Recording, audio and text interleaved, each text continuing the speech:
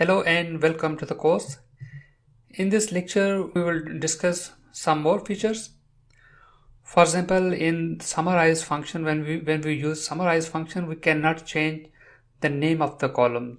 For example, let's go to the SQL Management Studio, and here I can write my own name, custom name, like a product.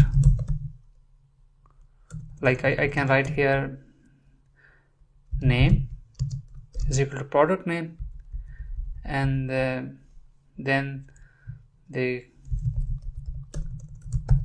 color name is equal to color. So if I execute it, and here you can see I'm getting the custom name and color name. And how we can get the same result with the help of summarize. Let's go to the Doc Studio, and here you can see there is no possibility to change the column name. So how we can achieve this thing? For this, we need to use select column,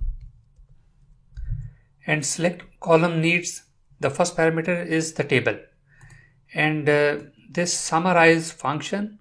This is a table function, and it returns us a table. And then we need another column like name.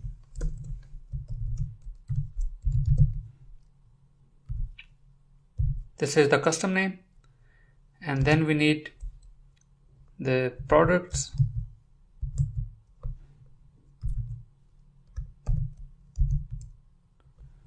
name. And then the other is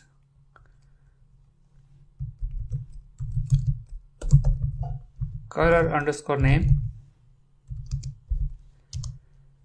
and we can use products color. So now we can execute it. So here you can see name and color name. So the objective of this lecture is to get custom column name by using summarize. So this is how summarize and select column works together.